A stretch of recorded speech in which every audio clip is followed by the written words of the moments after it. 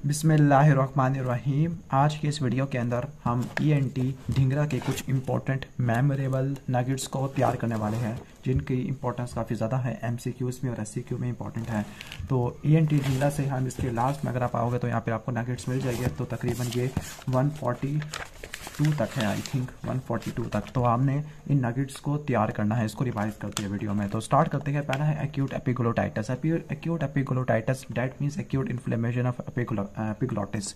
बच्चों के अंदर ज़्यादा होता है, बच्चों में खासतौर पर जो 2 से लेकर 7 साल वाली उम्र के बच्चे होते हैं उनके अंदर एक्यूट एपिग्लोटाइटिस हो सकता है।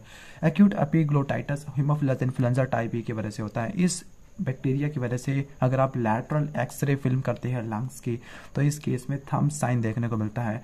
इसके लिए जो ड्रग यूज़ करते थे पहले एम्पिसिलिन, लेकिन अब रेजिस्टेंस की वजह से सेफ्ट्रैक्सोन इस्तेमाल करते हैं। नेक्स्ट है acute fulminant fungal sinusitis. Fungi होती है, वो साइनसिस की इन्फ्लेमेशन करवा देते हैं, जिसको साइनोसाइटिस कहते हैं। जो एक्यूट फुलमिनेंट है ये इन्वेसिव साइनोसाइटिस है, ओके, इन्वेड करने वाला है। ये आपको डायबिटीज़ वाले में, एचआईवी में या ट्रांसप्लांट पेशेंट में देखने को मिलता है, क्योंकि इन तीनों के केस में इम्यूनोसप्रेशन होती है। ठीक हो गया। और जो थेरेपी होती है एक्यूट फुलमिनेंट फंजल या फंगल साइनोसाइटिस में, तो वह अर्जेंट होती है, एग्रेसिव होती है, सर्जिकल डिब्राइटमेंट या एम्फोटेरिसिन भी इस्तेमाल करनी होती है, यानी ड्रग्स और सर्जरी दोनों होती है। इसके बाद है एक्यूट लैरेंजो ट्रैकियो ब्रोंकाइटिस, जिसको क्राउप भी कहती है। ये वायरस का इन्फेक्शन है। जो एपिग्लोटाइटिस था ये हीमोफिलस इन्फ्लुएंजा टाइप बी की वजह से होता है, लेकिन जो क्राउप होता है ये parainfluenza virus type 1, type 2, type 3 की वजह से होता है। यहाँ पे जो एरिया इन्वॉल्व था वो एपिग्लोटिस वाला पार्ट था, लेकिन यहाँ पे जो एरिया है वो सबग्लोटिक लैरिंग्स है, जिसकी वजह से एडिमा होगा। एडिमा की वजह से स्ट्राइडर और रिस्पिरेटरी डिस्ट्रेस देखने को मिलती है। एक्सरे करेंगे, ऊपर एक्सरे में थंब साइन था, लेकिन यहाँ पर जो एक्सरे होती है पीएवीयू के अंदर आपको क्या देखने को मिलेगा, स्टीपल साइन देखने को मिलेगा। लेकिन एक्सरे अवॉइड करते हैं, क्योंकि जो एक्सरे मैनिपुलेशन होती है वो एक्यूट ऑब्स्ट्रक्शन को मजीद प्रेसिपिटेट कर देती है। एथमॉइड बोन नेजल सेप्टम के अंदर होती है। इसका एडिनोकार्सिनोमा वुड डस्ट वाली पेशेंट में देखने को मिलता है। इसके बाद है एडिनॉइड फेसिस। ये आपको एडिनॉइड हाइपरट्रॉफी में देखने को मिलती है, हाइपरप्लेजिया में देखने को मिलती है। इसमें होता ये है कि जो क्राउडेड टीथ होती है, टीथ की क्राउडिंग देखने को मिलती है। पैलेट हाई आर्च होता है। अंडर डेवलप पिंच नॉस्ट्रिल होते हैं, यानी वह सारी सांस मुंह से ले रहा होता है। माउथ ब्रीथर होता है as compare to nasal breather. Ammonia को हम सेंसेशन ऑफ स्मेल को टेस्ट करने के लिए इस्तेमाल नहीं करते, क्योंकि जो अमोनिया होती है वो अल्फैक्टरी नर्व को स्टिमुलेट नहीं करती, बल्कि ट्राइजेमिनल नर्व को स्टिमुलेट करती है। Angio oedema, angio mean vessel, oedema mean swelling, ठीक है, यानी फ्लूइड की एक्युमुलेशन हो गई है। तो ये आपको पता है कि इन्फ्लेमेशन की वजह से होता है। जो कॉम्प्लीमेंट सिस्टम है C1 है, C1 को इनहिबिट करने वाला C1 एस्ट्रेस होता है। C1 एस्ट्रेस इनहिबिटर की डेफिशिएंसी हो जाए तो एंजियो एडिमा हो जाएगा, क्योंकि अगर इनहिबिटर की डेफिशिएंसी हो जाएगी तो C1 एस्ट्रेस के लेवल काफ़ी ज़्यादा हो जाएगा। जब C1 का लेवल ज़्यादा हो जाएगा तो वह एनाफिलाटॉक्सिन प्रोड्यूस करता है, C3 है, C4 है, C5 है। वो आगे कैपिलरी की परमिएबिलिटी बढ़ा देते हैं, एडिमा करवा देते हैं। तो उसकी डेफिशिएंसी की वजह से एंजियोएडिमा हो जाएगा, जो कि हेरिडिटरी कंडीशन है। इसके बाद कुछ न्यूमेरिकल वैल्यूज दी हुई है। लाइक अडल्ट टिम्पैनिक मेम्ब्रेन का जो एरिया है वो 90 मिलीमीटर स्क्वायर का होता है, जिसमें जो 55 मिलीमीटर स्क्वायर है वो फंक्शनल होता है। Area of stapes foot plate या 3.2 मिलीमीटर होता है। जो एरिया रेशियो है इन दोनों का कंपेयर करो, ठीक है, तो कितना बनेगा 3.2, ओके, यानी इन दोनों का आप डिवाइड करो तो बनेगा 17:1 है, ओके। इसके बाद आर्नोल्ड नर्व है। आर्नोल्ड नर्व असल में वेगस के जो जुगुलर गैंग्लिया होता है उसमें से एक ब्रांच निकलती है, ऑरिकुलर ब्रांच को आर्नोल्ड नर्व कहते हैं। मास्टॉइड कैनालिकुलस में एंटर होती है और ये टिम्पैनोमास्टॉइड स्विचर के जरिए एग्जिट कर जाती है। इसका फंक्शन क्या है, इसने करना क्या है, इसने पिन्ना के पोस्टीरियर पार्ट को स्किन को सप्लाई करना, स्पेसिफिकली कोंका के मीडियल पार्ट को, और इसके अलावा जो एक्सटर्नल ऑडिटरी किनारी और टिम्पैनिक मेम्ब्रेन है उसकी पोस्टीरियर वाल को सप्लाई करना। इन शॉर्ट इसने पोस्टीरियर पार्ट को ही ज़्यादा सप्लाई करना होता है। आर्नोल्ड क्यारी मालफॉर्मेशन, तो जो आर्नोल्ड क्यारी मालफॉर्मेशन है ये सेरिबेलर टॉन्सिल्स की हार्डिएशन होती है थ्रू द फोरामिन मैग्राम है। इसके बाद है कि एक्सेस ऑफ ऑसिकुलर रोटेशन, ये एंटीरियर प्रोसेस ऑफ मेलिया से पास करता हुआ शॉर्ट प्रोसेस ऑफ इंकस तक जाता है। इसके बाद बैरट इसोफेगस है। डिस्टल इसोफेगस के अंदर होता ही है कि जो स्क्वेमस एपिथेलियम है वो कॉलमनर एपिथेलियम से डिफरेंशिएट या रिप्लेस हो जाती है, ओके, मेटाप्लेजिया हो जाता है। गैस्ट्रोएसोफेगल रिफ्लेक्स डिजीज की वजह से है। बैटल साइन होता ही है कि टेम्पोरल बोन के फ्रैक्चर की वजह से मास्टॉइड एरिया में काइमोसिस या ब्रूज होता है। बेल फिनोमिना फेशियल नर्व की लोअर मोटर न्यूरॉन पैरालिसिस की वजह से होता है। जो आई बाल है वो ऊपर की तरफ और बाहर की तरफ टर्न आउट हो जाती है, ओके, अपवर्ड और आउटवर्ड पोजीशन हो जाती है, फेशियल नर्व के पैरालिसिस की वजह से होता है आपको। इसके बाद है बिजोल्ड एब्सेस। बिजोल्ड एब्सेस होती किस जगह पे है, होता ये है कि ऐसी एब्सेस जो कि मास्टॉइड के अंडर और डाइगेस्ट्रिक ट्रायंगल के अंदर होती है। असल में होता ये है कि जो मास्टोइड का इम्पाइमा होता है, इम्पाइमा मीन पस, ठीक है, ओके। तो जो मास्टोइड का इम्पाइमा होता है वो मीडियल साइड से बर्स्ट करता हुआ मास्टोइड के नीचे और या डाइगैस्ट्रिक ट्रायंगल के अंदर आ जाता है, तो उसको बेसोल्ट एब्सेस कहते हैं।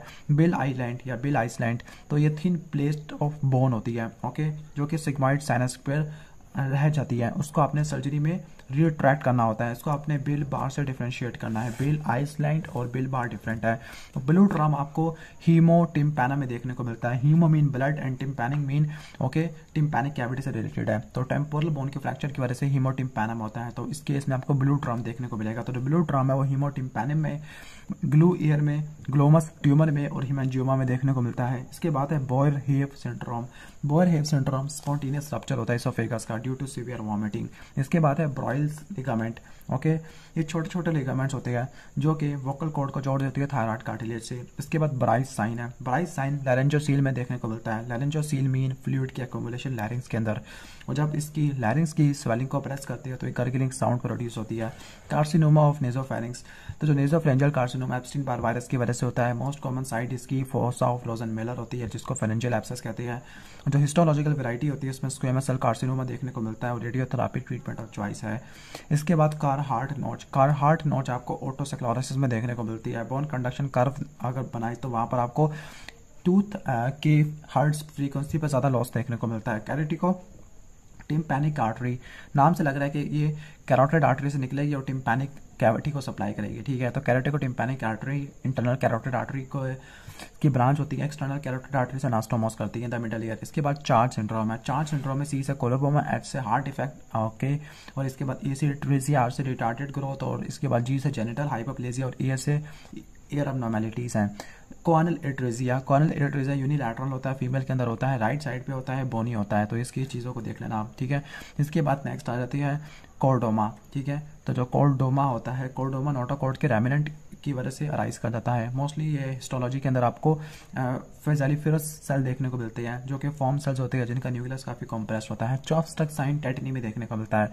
होता यह है कि ऐसा होता है कि जब थायराइड को निकालते हैं तो पैराथायराइड को भी किसी ने गलती से निकाल दिया तो हाइपोकैल्सीमिया होता है, और हाइपोकैल्सीमिया की वजह से आपको पता है कि टेटनी मसल की ट्विचिंग देखने को मिलती है। तो जैसे ही फेशियल नर्व को टैप करती है तो आपको ट्विच फील होता है। क्लेफ्ट पैलेट वाले जो पेशेंट होते हैं इसमें यूस्टेशियन ट्यूब का डिसफंक्शन होता है, ओके, और इस उन पेशेंट में होता यह है कि ओटाइटिस मीडिया डेवलप कर जाता है, इफ्यूजन होती है, यानी क्लेफ्ट पैलेट की वजह से ओटाइटिस मीडिया परसिस्टेंट और एक्यूट और रिकरेंट दोनों होता है। इसके बाद कॉक्लिया की तरफ चलती है। कॉक्लिया एक क्वाइल ट्यूब होती है जिसके 2.75 ट्रांस होती है। जब इसको स्ट्रेट करें तो ये 32 मिलीमीटर की होती है। कॉन्स्टेंट सिंड्रोम ये टेम्पोरोमैंडिबुलर जॉइंट की एब्नॉर्मैलिटीज होती है, like due to defective bite है। तो इसमें ओटैल्जिया होता है, लाइक अगर आपने बाइट सही तरह नहीं लिया तो कॉन्स्टेंट सिंड्रोम हो सकता है। इसमें क्या होगा, ओटैल्जिया होगा, ओके, ओटैल्जिया मीन कान में दर्द होगा, जिसको ओटाइनिजिया भी कह सकते हैं हम। फीलिंग ऑफ ब्लॉक्ड एयर है, टिनाइटस होता है, वर्टिगो भी होता है। जो पेन है वो फ्रंटल पेराइटल ऑक्सीपिटल रीजन की तरफ रेडिएट कर जाता है। इसके बाद है Dalrymple sign. Dalrymple sign Graves disease में देखने को मिलता है। क्लिनिकल साइन है जिसमें अपर लिड की रिट्रैक्शन होती है, अपर सक्लेरा शो हो रहा होता है। इसके बाद डैंडी सिंड्रोम या ओसिलोप्सिया है। ओसिलोप्सिया के अंदर होता यह है कि जब वॉक कर रहे होते हैं तो इसमें बंदा बोर्ड को या होर्डिंग को रीड नहीं कर सकता। ये आपको होता यह है कि जो वेस्टिबुलर फंक्शन का बायलैटरल लॉस होता है, लाइक सिस्टेमिक स्ट्रेप्टोमाइसिन थेरेपी में, तो फिर डैंडी सिंड्रोम हो जाएगा। यानी बंदा अगर जैसे कोई गाड़ी चल रही है या वॉक कर रहा है तो इसमें किसी चीज़ को पढ़ नहीं सकता। तो डोनाल्डसन लाइन, तो डोनाल्डसन लाइन हॉरिजॉन्टल किनाल से पास करती है, पोस्टीरियर किनाल को बाइसेक्ट कर देती है। तो ये एंडोलिम्फेटिक साइकिल लैंडमार्क होता है जो कि इससे एंटीरियर और इंफीरियर बढ़ा हुआ होता है। आगे डिस्फेजिया लूजोरिया, ये होता ही है कि जो सबक्लेवियन आर्टरी है वो अगर इसोफेगस को कंप्रेस करती है। इस केस में ये कंजेनिटल एनोमली है। ये उस वक्त होता है जब राइट सबक्लेवियन आर्टरी थोरेसिक एयोर्टा में से निकलती है और ये इसोफेगस के सामने से या पीछे से होती हुई आगे थोरेक्स में आ जाती है। इसके बाद ईगल सिंड्रोम है। ईगल सिंड्रोम को हम syndrome of elongated stylite process भी कहते हैं, ओके। तो इसमें होता यह है कि थ्रोट में डिस्कम्फर्ट होती है, कान में दर्द होता है, अपर नेक में पेन होता है, डिस्फेजिया होता है। इसके बाद इलास्टिक फाइब्रो कार्टिलेज है। इलास्टिक फाइब्रो कार्टिलेज आपको पिना epiglottis, corniculate, uniform cartilage, retinoid cartilage के एपेक्स में देखने को मिलता है। कोई कैल्सिफिकेशन नहीं होती, जबकि हाइलैंड कार्टिलेज थायराइड में, क्रिक्वाइड में और greater part of retinoid cartilage है, इसके अंदर कैल्सिफिकेशन होती है। इसके बाद एंडोलिम्फ है। एंडोलिम्फ स्ट्राइवास्कुलरिस के सेल से प्रोड्यूस होता है और ये एंडोलिम्फेटिक सैक से एब्जॉर्ब होता है। नेक्स्ट आगे चलते हैं एंडोलिम्फेटिक सैक की तरफ। Endolymphatic sac mastoid segment of facial nerve के पीछे पड़ा हुआ होता है, पोस्टीरियर सेमी सर्कुलर किनाल से नीचे पड़ा हुआ होता है, जुगुलर बल्ब से ऊपर पड़ा हुआ होता है। यूस्टेशियन ट्यूब 36 मिलीमीटर लॉन्ग होती है, जिसका 1/3 पार्ट बोनी होता है, 2/3 पार्ट कार्टिलेजिनस होता है। नॉर्मली ये क्लोज रहती है। जो ट्यूब की ओपनिंग और एक्टिव प्रोसेस होती है, क्योंकि यहाँ पे कुछ मसल्स होती है लाइक टेंसर विलाई पैलेटिनी की कॉन्ट्रैक्शन की वजह से क्लोज हो जाती है, वाल इसकी ओपन हो जाती है, जबकि इसकी क्लोजर पैसिव होती है due to recoil of cartilage. Next है exostosis of external auditory canal. तो जो एक्सोस्टोसिस होता है ये मल्टीपल होता है, कोल्ड वाटर स्विमिंग की वजह से होता है, जबकि जो ऑस्टियोमा होता है सिंगल होता है और ये आपको स्ट्रक्चरल लाइन में देखने को मिलता है। For example tympanomastoid. External auditory canal adult की 24 मिलीमीटर लेंथ होती है, इसका आउटर 1/3 कार्टिलेजिनस होता है, इनर 2/3 बोनी पार्ट होता है। Fluctuating hearing loss otitis media में देखने को मिलता है, specifically with effusion. Okay, Meniere disease, perilymph fistula, autoimmune disorder of inner ear और साइफिलिटिक लेब्रिंथाइटिस और मेलिंगरिंग है। इसके बाद फ्रेंजल मिनोवर है। फ्रेंजल मिनोवर ये वो मिनोवर है जिसे यूस्टेशियन ट्यूब को ओपन करते हैं और मिडल ईयर को वेंटिलेट करते हैं by the contraction of muscles of floor of mouth and the pharynx, जबकि नोज, माउथ और ग्लॉटिस को क्लोज कर देती है। थोड़ा सा डिफिकल्ट है एज कम्पेयर टू वेल्सेल्वा मिनोवर, जिसमें जो रिस्पायरेशन होती है अगेंस्ट द क्लोज ग्लॉटिस। इसके बाद फ्राई सिंड्रोम है। फ्राई सिंड्रोम में होता ये है कि जैसे कोई बंदा खाना खाता है तो उस खाना खाने के साथ जैसे ही उसने कोई बाइट लिया तो पसीना प्रोड्यूस होना शुरू हो जाता है। ड्यू टू यहाँ पर होता ये है कि जो पैरोटिड वाले एरिया है वहाँ पर स्वेटिंग होती है। पैरोटाइटमी के बाद यानी पैरोटिड ग्लैंड को निकाला जाता है तो जो पैरासिम्पैथेटिक फाइबर्स होती है पैरोटिड ग्लैंड को सप्लाई करने वाले, तो वो मिस डायरेक्टेड हो जाती है।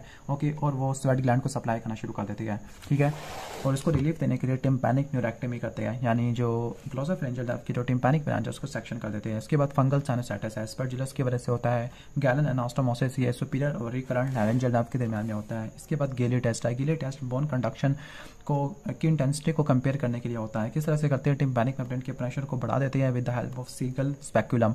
नॉर्मली गैली टेस्ट पॉजिटिव आता है क्योंकि जो हियरिंग की इंटेंसिटी होती है वो कम होती रहती है, जबकि एयर प्रेशर को बढ़ाते हैं। इसके बाद गेराडिनिको सिंड्रोम। गेराडिनो सिंड्रोम के अंदर क्या होता है कि एयर डिस्चार्ज होती है। For example superlative otitis media होता है, डिप्लोपिया होता है, रेट्रो ऑर्बिटल पेन होता है और ये पेट्रोसाइटिस की वजह से होता है जो कि ओटाइटिस मीडिया की कॉम्प्लिकेशन होती है। ग्रेसल सिंड्रोम एटलांटो एक्सियल जॉइंट की डिसलोकेशन होती है। एडिनॉइड सर्जरी के बाद या नेजोफ्रेंजियल इन्फेक्शन के बाद देखने को मिलता है। पेनफुल नेक और टॉर्टिकोलिस होती है। ग्रे सिंगर साइन ये एडिमा होता है मास्टॉइड एरिया के ऊपर। लैटरल साइनस थ्रोम्बोसिस में देखने को मिलता है, स्पेसिफिकली जो मास्टॉइड इमिशरी वेन के थ्रोम्बोसिस की वजह से आपको देखने को मिलता है। फाइनली एडिमा हो जाएगा मास्टॉइड एरिया के ऊपर। तो 50 पॉइंट्स हमने कवर कर लिया है और अजानें हो रही है, तो नेक्स्ट वीडियो को फिर कंटिन्यू करते हैं।